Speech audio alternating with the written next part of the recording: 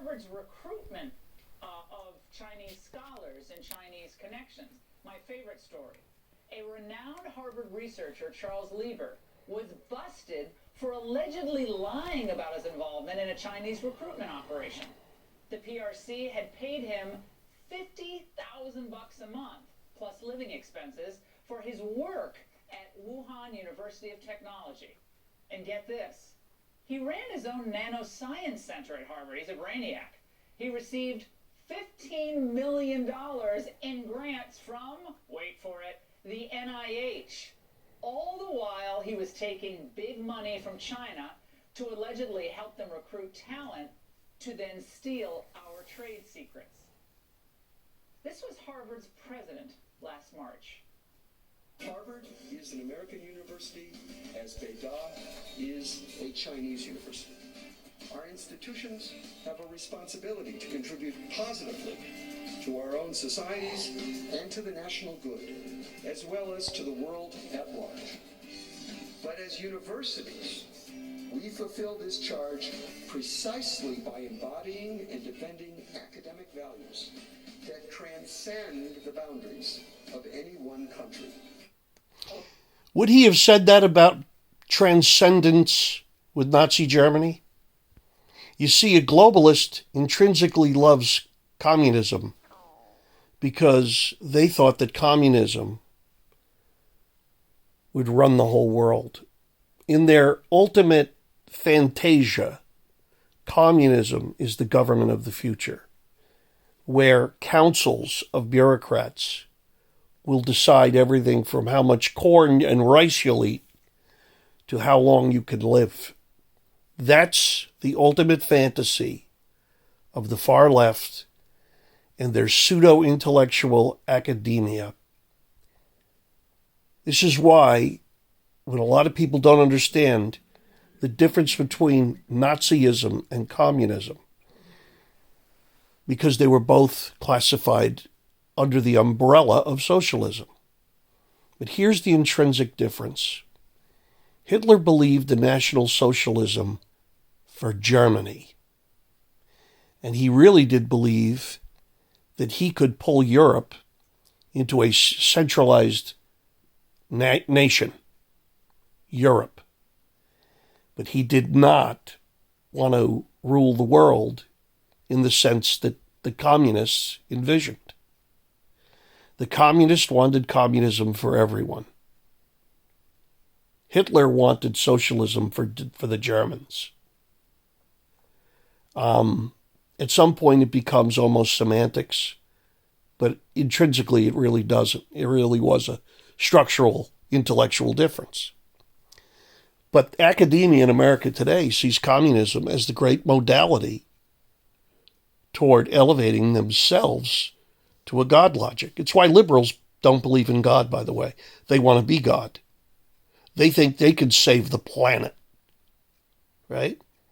They think they could change the course of climate. So they, with false virtue, proclaim to care about ecologies and climates. This is so much mental masturbation. Name a love song that doesn't have the line, "She changes like the weather," and then consider climate change.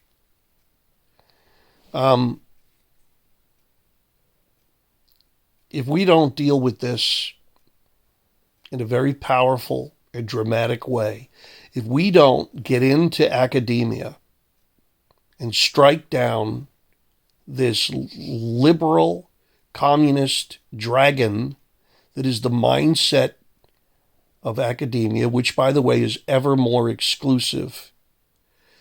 The idea of a university is to entertain universal thought, sophistry, applicative logics fencing with each other, to forever hone greater logics.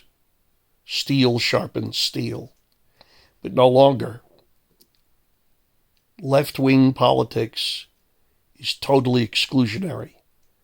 They are, in fact, much more dangerous than Nazis because of that. The Nazis were open about their senses of what's the way to think in book burning. Our left wing running academia just hasn't gotten around to expunging the books they don't want you to read, but that's coming. And inevitably, they will control not just what you think, but actually how you think. This is what Google and Facebook, they're trying to cut you off at the pass. You will not have the right to have a disparate opinion or a differing opinion to them. You're never going to be allowed to espouse anything.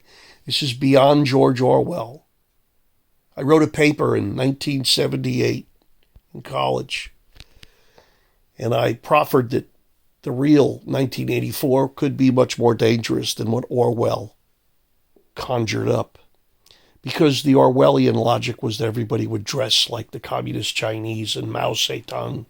We'd all be in a uniform of some drab gray. I said it'll be more dangerous because we will pick our uniform and thinking that that makes us individualistic, when in fact, we will be subliminally controlled on a much more dangerous level. So it won't matter what color t-shirt you're wearing. In fact, the control will be so complete that you'll actually wear different color clothes, but be totally controlled, which would make it much more insidious because it would be camouflaged. And that's where we're at. You know, I mean, everybody thinks they have the right to be free until you try to be free. And this coronavirus is an expose of everything they do versus everything they say.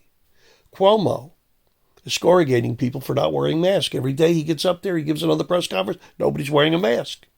See, that's only for the little people, you silly little drones.